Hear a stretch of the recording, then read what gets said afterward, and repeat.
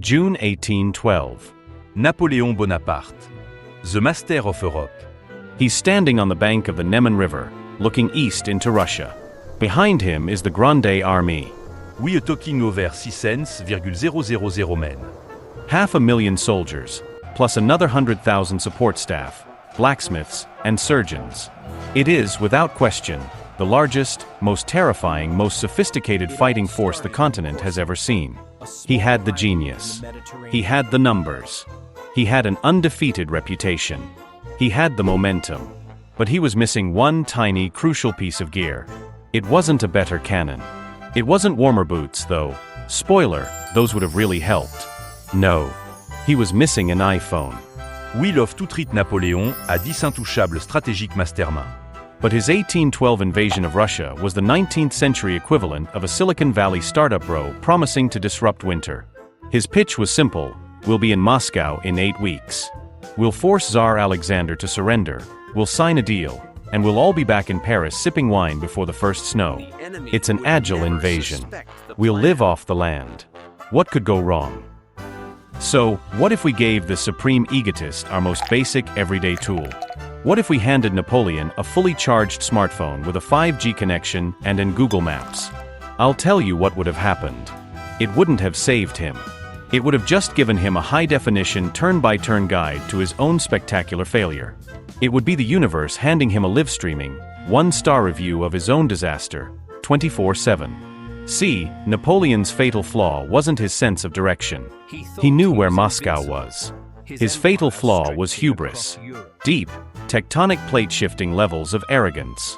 His entire career was built on one move, the knockout punch. He'd beaten the Austrians at Austerlitz. He'd beaten the Prussians at Jena. He'd even beaten the Russians before at Friedland. His whole plan was based on the assumption that the Russians would play by his rules. He assumed Tsar Alexander would march his army to the border like a civilized European, fight one massive, decisive battle, lose honorably, and then sign whatever treaty Napoleon slid across the table.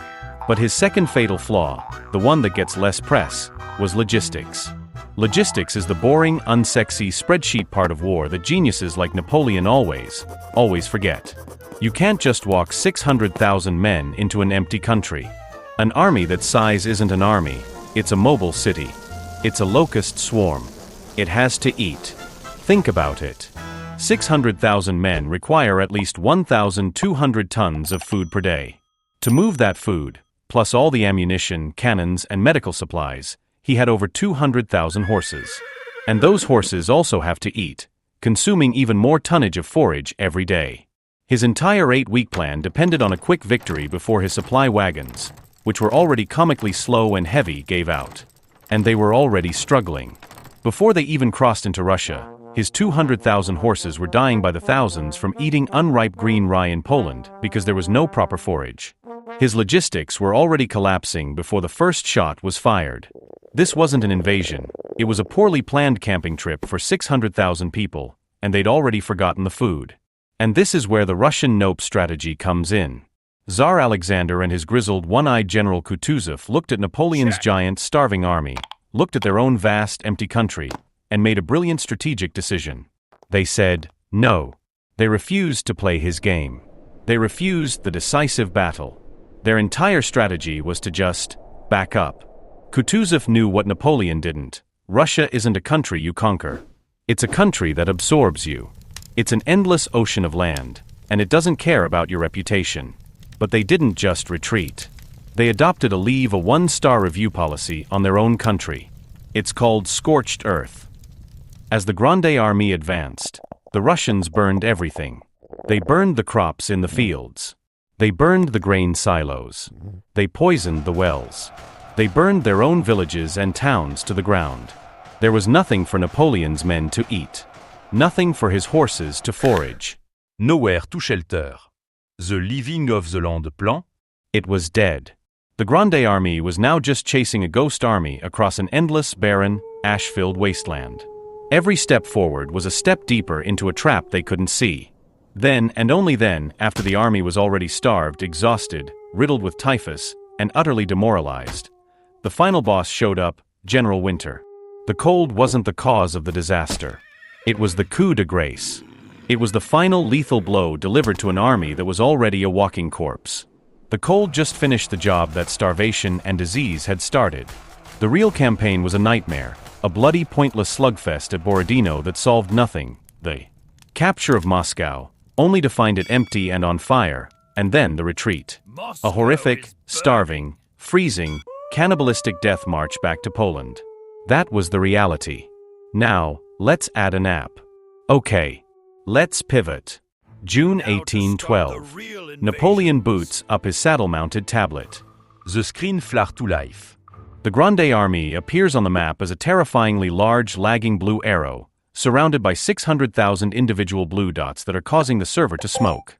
He types in his destination, Moscow. The Kremlin. The app searches, and returns an ETA. 8 weeks. Napoleon scoff. 8 weeks? Absurde. Google does not know my operational tempo. IAM Napoléon. We will do it in 5. He confidently selects fastest route and hits start. He ignores this and goes straight to the settings. He toggles avoid tolls and avoid ferries. He looks for the crucial filters. Avoid scorched earth policy. Doesn't exist. Avoid partisan ambushes. Doesn't exist. Avoid typhus. Doesn't exist. He sighs and settles for toggling avoid heavy traffic. The app helpfully reroutes him around a muddy field and into an even muddier swamp. But Napoleon is a planner. He'll use the search along route feature. He'd be sitting on his horse, his marshals looking over his shoulder. Your Majesty, what does the map say about food? And Napoleon would start typing. Find grain silo near me. 0 results. Find livestock near me. 0 results. Find potable water. 0 results. He stares at the screen. 0 results for everything he needs. A normal person would see this as a warning.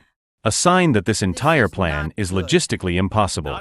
His Marshal Davout would be nervously pointing out that the blue line goes through 500 miles of nothing. But he's Napoleon. He sees the 8-week ETA. The map said 8 weeks. The map must be right. He ignores the flashing red flags of reality. He believes his own hype. The app is just a tool to confirm his genius. Forward.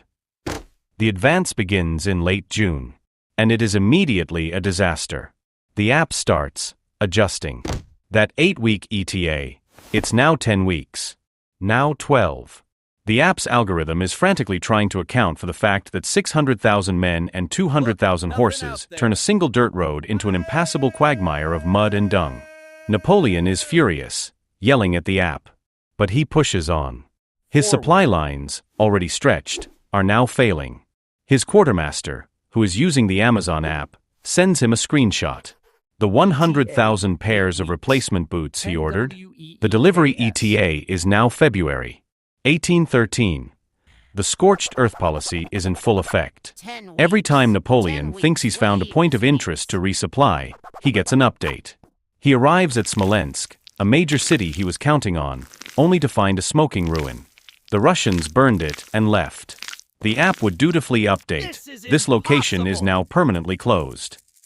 Finally, in September, outside Moscow, he gets the battle he craved, Borodino. It's one of the bloodiest single days of the 19th century. 75,000 casualty in one afternoon. The app would have been screaming at him, hazard reported ahead. Rerouting. He clicks no. He needs this. He wins barely, and the Russian army just backs up again. But the road to Moscow is open. A week later, he rides into the Kremlin. Victory. The app chimes, you have arrived at your destination. He's about to click 5 stars, out of pure spite, when he smells smoke. The Russians have set their own capital on fire. He is the master of a burning, empty city. The app would ask, find nearby hotels. And again, 0 results. He has conquered nothing. This is the end. It's mid-October. He has to retreat. And General Winter arrives early. This is where the app becomes a tool of pure psychological torture. The température plummet. Minus 20 degrees. Minus 30 degrees. And then, the most terrifying notification of all. The battery icon turn red. Low battery. 10% remaining. Device shutting down due to cold. The screen goes black. The tech literally freezes. He's blind again, in the middle of a blizzard, 500 miles from safety, surrounded by a dying army. Even if the battery held, the Find My app would be a horror show. He'd try to find his scattered divisions. Find My, Marshal Ney's rearguard. The app would just show last seen, 48 hours ago. Location sharing disabled. He'd search for food, and the app would have no answer. Did you mean your dead horse? He gets his starving, freezing mob to the Berezina River, the last major obstacle.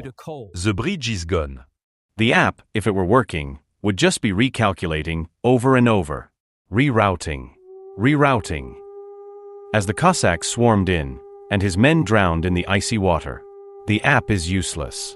It can't build a pontoon bridge while being shelled. And now, the user reviews for the campaign start rolling in. His own soldiers, if they had the tech, would be leaving 0-star reviews. Terrible management. Food services. Non existe. Dress code is inappropriate for the climate. Lost both feet. Would not recommend. When Napoleon finally stumbles back across the Neman River in December, a mere 27,000 of his 600,000 plus men are left. À 95% fêlure rate. The app flickers back to life in the warmer air, just long enough to give him his trip summary. Session complète. Total distance, 1,8 miles. Total troops remaining, 27,000. Would you like to save this route as a favorite? So, here's the lesson. Google Maps wouldn't have saved Napoleon. Not for a second. Why? Because his problem wasn't navigation. He knew where Moscow was. His problem was reality. The map shows you the route. It doesn't solve the logistics. A map can't create food where there is none. A map can't stop 600,000 men and 200,000 horses from turning a single dirt road into an impassable swamp of mud and corpses. And a map definitely can't stop -30-degree weather from killing men and freezing lithium-ion batteries. Google Maps would have simply been a very accurate, very depressing journalist, documenting the exact moment his hubris collided with the laws of physics.